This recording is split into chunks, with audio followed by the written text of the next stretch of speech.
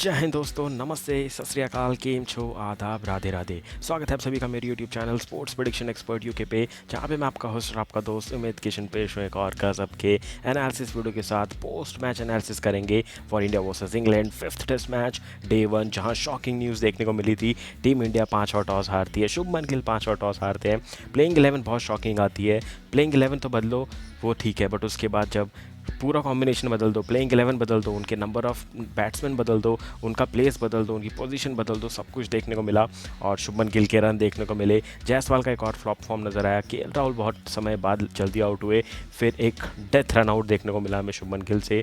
और बारिश काफ़ी ज़्यादा थी, बहुत कुछ घटा है पूरे दिन के खेल में। तो चलिए करते शुरुआत और डिस्कस करेंगे एक एक करके सारे इंपॉर्टेंट टॉपिक की ओर। अभी मैच चल रहा है, 1-2 ओवर और होने वाले हैं, बट मैं लाइव आ चुका हूँ। तो अपने फ्रेंड्स और फैमिली को बुला लीजिए और लाइव सेशन को ज्वाइन कर लीजिए। और अभी जब मैं रिकॉर्ड कर रहा हूँ, आगे बढ़ने से पहले क्लैप फॉर करुण नायर, जिनने अर्धशतक जड़ दिया है। 51 रन बना चुके हैं 99 गेंदों में, टू बी प्रिसाइज। बहुत तगड़ी बैटिंग की है। 201 हो चुका है टीम इंडिया के, 90 गेंदों पे 51 बनाए। तो उनके लिए एक क्लैपिंग हो जाए, प्राउड मोमेंट है उनके लिए, क्योंकि इन एंड आउट हो रहे हैं। कम बैक हमेशा से मुश्किल होता है, जो मैं बार बार बोल रहा हूँ, बट उनने प्रूव किया है, 50 बना दिए। तो अब ये डिज़र्व करते हैं लॉन्ग रन। और खासकर कब, जब वो इंडिया टूर करने लगेगी टीम इंडिया। अभी तो अवे टूर है, तो सही बात है। होम सीरीज़ खेलो तो अब करुण नायर को आपको टीम में लेके चलना ही पड़ेगा। बैक टू द एनालिसिस, बात करेंगे टॉस में क्या हुआ। 5वीं बार इंग्लैंड टॉस जीत रह चुके थे। इस बार कप्तान बदले थे, ओली पोप थे, बट फिर से शुभमन गिल का गलत कॉल। टॉस हारते हैं, इंग्लैंड बॉलिंग का डिसाइड करता है। 8 mm की घास छोड़ी गई है और ओवरकास्ट कंडीशन थी, पूरे घने बादल छाए हुए थे और उसमें बैटिंग करनी थी। तो ये तो पता ही था कि इस टेस्ट मैच में ज़्यादा रन नहीं बनने वाले हैं, बट पहले बैटिंग करने वाली टीम अंडर प्रेशर रहती है यहाँ पे। बट एक एडवांटेज भी है कि आपको चौथी बैटिंग नहीं करनी। तो दोनों तरफ से सोचा जाए तो पहली बैटिंग कर लो, वो ज़्यादा अच्छा ऑप्शन है। आपको बस कुछ 20-25 ओवर अच्छा क्रिकेट खेलना है, उसके बाद अगर आप सेटल हो गए तो आप लंबा खेल सकते हैं। बट चौथे पारी में रन चेस करना और भी डिफिकल्ट हो जाता है। तो उसके हिसाब से देखो तो जो हुआ है वो अच्छा ही हुआ है। बट जो थोड़ा मुझे डाउटफुल लगा वो थी प्लेइंग 11। पहले बात करते हैं इंग्लैंड की, जिनने अपनी 2 दिन पहले ही प्लेइंग 11 अनाउंस कर दी थी। जैक क्रॉली, बेन डकेट तो वहीं के वहीं थे। ओली पोप को वाइस कैप्टन से कैप्टन बना दिया गया था। देन जो रूट, फिर आपको दिखेंगे हैरी ब्रूक, जैक के बेथल आए थे बेन स्टोक्स की जगह पे, जो कि शोल्डर इंजरी से जूझ रहे हैं और अभी रिकवर होने में टाइम लगेगा।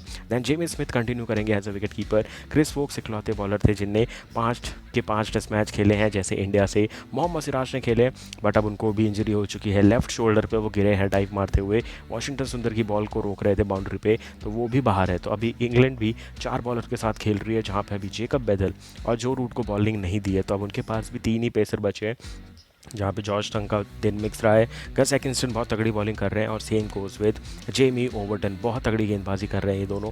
तो उम्मीद रहेगी कि टीम इंडिया इनको नेगेट कर दे, क्रिस वोक्स ना रहे। तो टीम इंडिया के पास अभी ऑप्शन है, एक मौका मिल चुका है बड़े रन बनाने का, क्योंकि 200 पार हो चुके हैं। करुण नायर सेटल नजर आ रहे हैं, वॉशिंगटन अच्छा खेल रहा है, तो ये पारी लंबी हो सकती है। Coming back to the playing 11, India की बात करेंगे तो 4 जो सबसे बड़े चेंज थे वो यही था कि करुण नायर की जगह बनी प्लेइंग 11 में, शार्दुल ठाकुर को बाहर भेजा गया। फिर आकाशदीप आए प्लेइंग 11 में जसप्रीत बुमराह की जगह पे। And Prasidh Krishna was the biggest surprise, जो कि प्लेइंग 11 में आते हैं in place of Anshul Kamboj. तो ये 3 जो सबसे बड़े चेंज थे, जो मुझे सबसे ज़्यादा शॉकिंग लगे। और शार्दुल को क्यों निकाला पता नहीं, ग्रीन टॉप पे उनकी ज़रूरत पड़ सकती थी। लॉर्ड ठाकुर हम उन्हें ऐसे ही नहीं बोलते। ओवल में उनका परफॉर्मेंस बहुत अच्छा है, तो मेरे को लगता था उनको रोका जा सकता था। कुलदीप यादव का नाम नहीं था, जो 2-3 दिन से न्यूज़ चल रही थी कि हर्षदीप सिंह का डेब्यू हो सकता है, वो नहीं हुआ। प्लेइंग 11 में आ गए प्रसिद्ध कृष्णा। तो ये बहुत बड़े चेंजेस थे, जिनका हमें एक्सपेक्टेड भी नहीं था। हमने एक भी दिन एनालिसिस में बात नहीं की थी कि भाई प्रसिद्ध कृष्णा को मौका मिल जाएगा। हम आकाशदीप पे जा रहे थे, अर्शदीप सिंह पे जा रहे थे, अंशुल काम्बोज को कंटिन्यू करने पे जा रहे थे। अगर सिराज बुमराह इंजर्ड हो गए तब कुछ मौका बनेगा प्रसिद्ध कृष्णा का, ये डिस्कशन कर रहे थे। बट फर्स्ट चॉइस थे प्रसिद्ध कृष्णा प्लेइंग 11 में, ये हमने नहीं सोचा था। बट ग्रीन टॉप है, हाइट है, तो मान के चलो भाई सिराज और प्रसिद्ध कृष्णा तंग करने वाले। और मैं तो ये भी चाह रहा था, जो आपने कल का एनालिसिस देखा होगा, तो मैं तो बोल रहा था भाई बुमराह को भी खिला दो। इसके बाद 1 महीने का आराम है, तब जाके हम एशिया कप खेलने वाले हैं। उसके बीच में कोई क्रिकेट नहीं है, तो 1 हफ्ते का रिकवरी टाइम बहुत होता है। But team management game plan क्या बनाती है, अब बुमराह को शायद जेन्युइनली रेस्ट चाहिए था। तो फिटनेस इज़ मोर इम्पॉर्टेंट। अगर आप वही कोई बड़ी इंजरी हो जाए तो उससे अच्छा ही है कि आप अपना वर्कलोड मैनेज कर लें। तो ये कुछ पता चला था हमें जैसे ही टॉस हुआ था प्लेइंग 11 में। उसके बाद बात आगे बढ़ती है, तो बात उभरती है कि 5 लगातार टॉस हारे हैं और टीम इंडिया बहुत लंबे समय से टॉस हारी है। बीजीटी में भी रोहित शर्मा सारे टॉस हार के आ रहे थे। और वैसे ही चल रहा है सिलसिला अभी तक, एक भी टॉस नहीं जीते शुभमन गिल। कौन बाहर हुए कौन अंदर आए टीम में वो हमें पता चल गया। पंत की जगह पे ध्रुव जुरेल आए थे, वो तो ऑब्वियस चॉइस था जो मैंने डिस्कस नहीं किया। बट टोटल 4 चेंजेस के साथ टीम इंडिया उतरी, ओपन करने आना था। 7 रन तक मैच बहुत अच्छा चल रहा था, बट फिर से एक ही शतक के बाद से लगातार खराब फॉर्म से जूझ रहे हैं यशस्वी जायसवाल। लगता है तगड़ा, बॉल बहुत तेज़ी से अंदर आती है। एलबीडब्ल्यू अंपायर आउट नहीं देता है, बट ओवरटर्न होता है डिसीजन और पहला झटका लगता है टीम इंडिया को और पहली ही सफलता मिलती है इंग्लैंड को, और वो भी बहुत जल्दी। ओवरकास्ट कंडीशन में कुछ ओवर निपटाने होते हैं बट वही नहीं निकल पाते हैं। फिर जब साई सुदर्शन आते हैं बैटिंग करने, वो बहुत अच्छा बैटिंग कर रहे होते हैं केएल राहुल के साथ। केएल राहुल बहुत अच्छी बॉल लीव कर रहे होते हैं, 30-40 बॉल खेल चुके होते हैं, बट वो जो 40वीं गेंद होती है उस पर इनका नाम लिखा होता है। कट करने जाते हैं बॉल को, इनर एज लगता है और बॉल विकेट पे चली जाती है। एक और बार ऐसे ही वो दूसरे या तीसरे टेस्ट मैच में आउट हुए थे, बॉल ड्रैग ऑन होकर विकेट पे लग गई थी। सेम यहाँ पे हुआ, 14 रन बना करके आउट हुए 40 गेंदों पे। इंडिया को लगा दूसरा झटका और उस समय टीम इंडिया थोड़ी फंस गई थी क्योंकि शुभमन गिल और साई सुदर्शन बहुत जल्दी आ गए थे ग्राउंड में। इंडिया ने ज़्यादा ओवर नहीं खेले थे, प्लस बारिश भी हो रही थी, ओवरकास्ट कंडीशन थी और फिर एक इतनी हैवी बारिश का फ्लो आया कि तुरंत, मतलब ओवर का ब्रेक था, जो ओवर के बीच का ब्रेक होता है ना, साइड चेंज हो रही होती है, उतनी देर में इतनी मोटी मोटी बूंदाबांदी होने लगती है कि अंपायर्स कवर्स मंगवा लेते हैं, प्लेयर्स भाग करके डगआउट में जाते हैं क्योंकि जब मोटी बूंद की बारिश होती है ना, वो कुछ सेकंड्स में ही गीला कर देती है। तो वही देखने को मिला था और फिर अर्ली लंच अनाउंस कर दिया था। 72 पे 2 विकेट गिरे थे टीम इंडिया के 23 ओवर में। मैं तो रन रेट की बात करता ही नहीं, कभी भी टेस्ट क्रिकेट में रन रेट की बात नहीं करता, बट ये जो 2 विकेट गिरे थे ये हमें बहुत चुभ रहे थे क्योंकि Jaiswal already out of form थे, बट केएल राहुल शतक पे शतक लगा के आ रहे हैं। उनने पूरी ओपनिंग संभाल के रखी है और हमारे मिडिल ऑर्डर को, लोअर मिडिल ऑर्डर को सिक्योर करके रख रहे थे। उनका विकेट बहुत बड़ा विकेट था जो कि हमने पहले सेशन में गंवाया था। उसके बाद सेकंड सेशन जैसे ही शुरू होता है, एक दो रिकॉर्ड होते हैं जो शुभमन गिल अपने नाम करते हैं, जिसमें पहला रिकॉर्ड होता है most run for an Indian in a test series, जहां पे अभी सुनील गावस्कर के 774 रन है। 737 हो चुके हैं टोटल। अभी मैं एग्जैक्ट बताऊं तो जब ये फ्लैश हुआ था स्कोर कार्ड पे, टीवी पे, तब उसके बाद 4 रन और बनाए थे शुभमन गिल ने, बट 21 रन तक पहुंच गए थे। वो भी और बड़ी पारी हो सकती थी। 1000 रन टेस्ट क्रिकेट में करने का मौका था, 800 तो डेफिनेटली करने का मौका था और वो एलीट लिस्ट है उसमें घुसने का मौका था, 800 क्रॉस होने का। पहले पारी में रन छोटे बने हैं, दूसरे में मैक्सिमाइज़ करने पड़ेंगे अगर 800 तक पहुंचना है और यहाँ पे सुनील गावस्कर का रिकॉर्ड तोड़ना है। तो साथ ही साथ एक और रिकॉर्ड आता है इनके नाम पे, most run by an Indian captain in a test series, क्योंकि इतने रन कभी बने ही नहीं। इतनी फ्लैट ट्रैक पिच हमें कभी भी अवे सीरीज़ में तो छोड़ो, इंडियन सरफेस पे भी नहीं मिलती थी। हम स्पिन टर्न की पिच भी बना देते थे तो भी इतने बड़े रन नहीं बनते। जहाँ एक पारी 269 की आ जाती है ना, एक 150 की आ जाती है, तो ऑटोमेटिकली आपकी टेस्ट सीरीज़ बहुत अच्छी हो जाती है। क्योंकि अगर आप बैक टू बैक शतक लगाने जाओगे वो नहीं आएगा, बट एक बड़ा शतक आ जाता है वो बहुत बड़ा इंपैक्ट डालता है, क्योंकि वही सेम कंटिन्यू होता है मोमेंटम आने वाले मैचेस में। तो ये कुछ कीर्तिमान थे जो कि हासिल किए शुभमन गिल ने ड्यूरिंग दिस टेस्ट मैच। उसके बाद मैच आगे जाता है और थोड़ा सा ब्रेन फेड मोमेंट देखने को मिलता है शुभमन गिल से। और सबसे ख़राब चीज़ जो मुझे लगती है, वो अपने आईपीएल के टीममेट ओपनर के साथ बैटिंग कर रहे थे, साई सुदर्शन और शुभमन गिल। गुजरात टाइटंस के लिए लाखों बार प्रैक्टिस मैच में साथ में उतरे होंगे, 2 साल से 3 साल से आईपीएल साथ में खेल रहे हैं। कॉलिंग में एकदम सटीक हो जाना चाहिए, आंखों आंखों में इशारा हो जाना चाहिए, कॉलिंग की ज़रूरत नहीं पड़नी चाहिए। बट हमने देखा था 2-3 बार मिसकम्युनिकेशन हुआ था, कभी साई सुदर्शन ज़्यादा भाग रहे थे, कभी गिल ज़्यादा भाग जा रहे थे, कभी दोनों नो बोल रहे थे, बट 2-2 स्टेप्स सब भाग रहे थे। तो कन्फ्यूजन तो था, कम्युनिकेशन गैप तो था, बट इसकी उम्मीद नहीं थी कि इतना बड़ा हो जाएगा, शुभमन गिल आउट हो जाएंगे भाई। और वो गलती भी, अगर मैं गलती तो वैसे किसी की नहीं मानते, बट अभी मैं बता दूँ इस पूरे कॉन्टेक्स्ट में क्या हुआ था।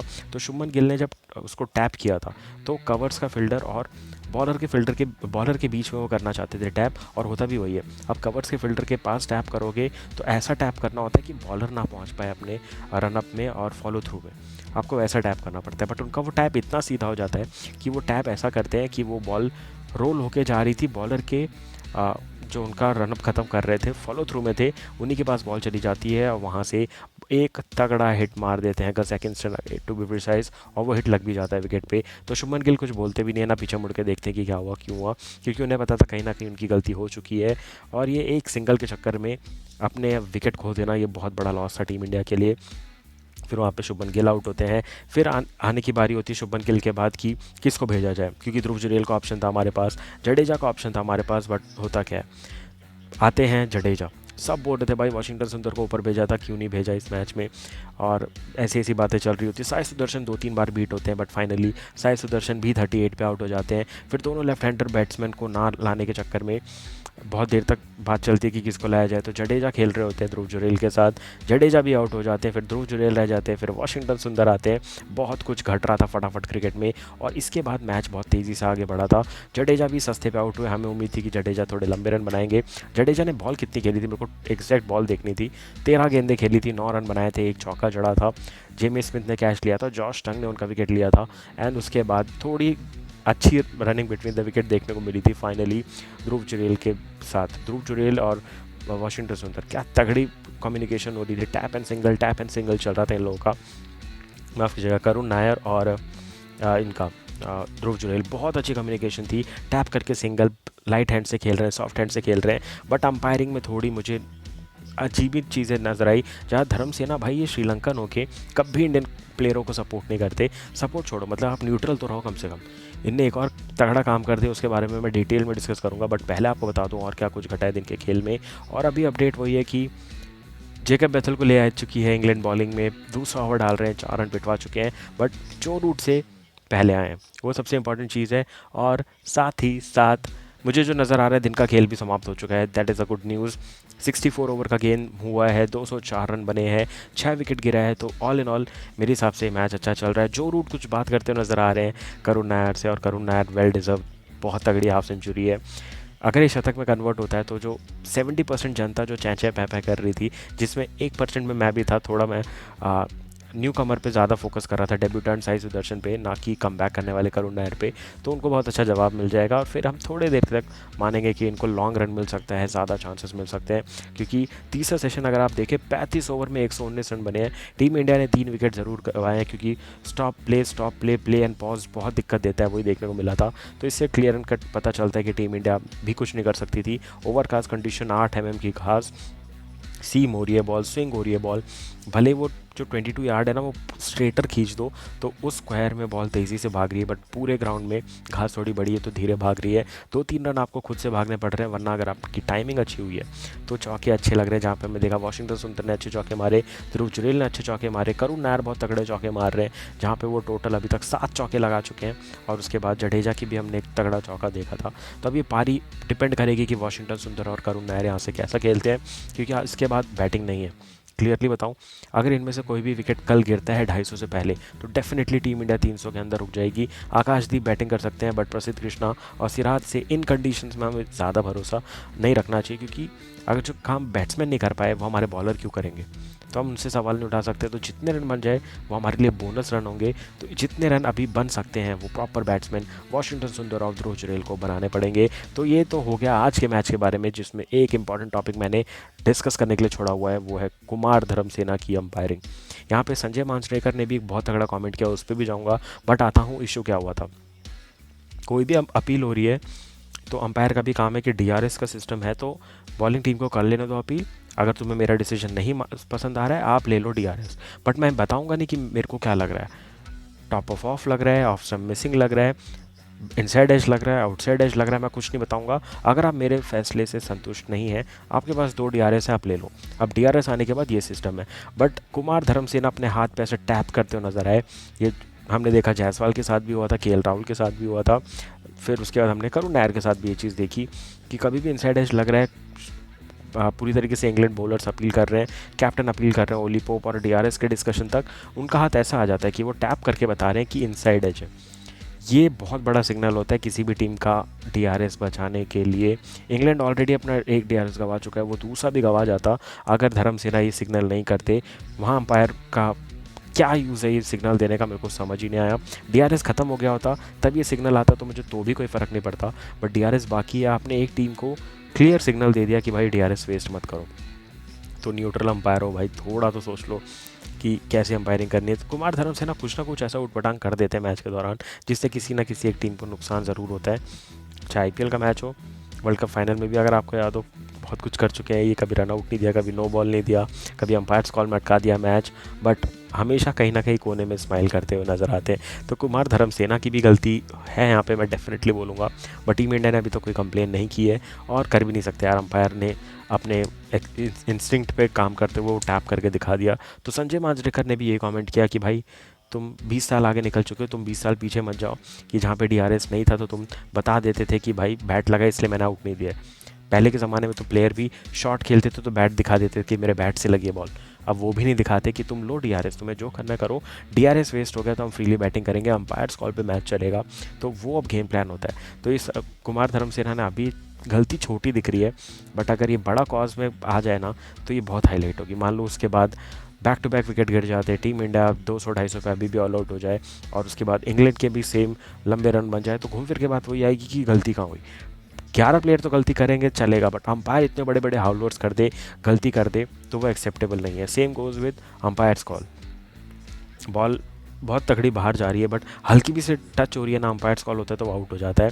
बट वही अगर अंपायर्स कॉल ने नॉट आउट दिया है, आधी बॉल भी लग रही है तो भी आउट नहीं होता है। तो अंपायर्स कॉल पे बहुत कुछ डिपेंड होता है। तो हाउलर नहीं चलेंगे, इसीलिए डीआरएस आए थे कि मेक श्योर कर लो कि भाई अंपायर भी इंसान है, उनसे गलती हो सकती है, टेक्नोलॉजी का यूज़ करो। और टेक्नोलॉजिया करेंगे, दो दो डीआरएस दोनों टीमों को दे देंगे। बट यहाँ पे कुमार धर्मसेना क्या करना चाहते हैं मुझे समझ नहीं आया। आपको क्या लगता है ये इनकी अंपायरिंग का स्टैंडर्ड क्या है? मुझे तो भाई ये स्पिनर थे अपने टाइम में, बॉलर फ्रेंडली तो है ही नहीं, जैसे बोलते हैं कि बॉलर फ्रेंडली अंपायर होते तो वो थोड़ी मदद कर देते हैं, वो देखने को नहीं मिली। बट यहाँ फिर से इनने बॉलर की मदद कर दी बता करके। ओली पोप का पहला डीआरएस सक्सेसफुल हुआ आज के ही दिन पे, जहाँ जायसवाल को आउट नहीं दिया था, वो इनके सामने के अब्बास जो करके जो अंपायर उनने दिया था, बट वो भी ओवरटर्न हुआ। उनने ध्रुव जुरेल को भी आउट दे दिया था, जहाँ पे अगर आप ये ऊपर वाली इमेज देखोगे वो उनने शॉट ऑफर नहीं किया था तो उनको आउट दे दिया गया था, बट वो ऑफ स्टंप के ऊपर गई थी, बट वो भी ओवरटर्न हुआ डिसीजन, वहाँ पे भी उन्हें आउट दे दिया था, वो नॉट आउट हुआ। बट उसके बाद क्या हुआ, ये होता है जब आपकी अंपायरिंग थोड़ी भी ख़राब होती है। अगर वो अंपायर आउट नहीं देता, मैच कंटिन्यू होता, कुछ ही सेकंड के दौरान दूसरी बॉल डालने के लिए बॉलर आ जाता। बट हुआ क्या, गस एकिंस्टन को मौका मिल गया, डीआरएस ले लिया, और वो ऐसा डीआरएस है वो इंडिया ने लिया था क्योंकि आउट दे दिया था। तो कुछ टाइम का ब्रेक हुआ और अगली ही बॉल पे कट खेलने चले गए ध्रुव जुरेल, बॉटम हैंड का ज़्यादा उपयोग किया, सेकंड स्लिप के हाथ में कैच जाती है, हैरी ब्रूक के हाथ में कैच जाता है और इंडिया को झटका लग जाता है। तो ये होता है टेस्ट मैच में अंपायरिंग का रोल और प्ले एंड पॉज का रोल। बारिश की वजह से आज टीम इंडिया के बहुत विकेट गिरे हैं और इस डीआरएस की वजह से, जहाँ पे अंपायर ने आउट दे दिया, ध्रुव जुरेल को लेना पड़ा डीआरएस, थोड़ी देर के लिए मैच रुका और मैच फंस गया। अभी 204 रन है, मुझे लग रहा है कम से कम नहीं तो 100 रन और बनेंगे तो टीम इंडिया इस टेस्ट मैच में थोड़ी बढ़त ले सकती है। मैं ये क्यों बोल रहा हूँ, क्योंकि इस टेस्ट मैच में ड्रॉ नहीं चलेगा, हम 2-1 से सीरीज़ हार जाएंगे।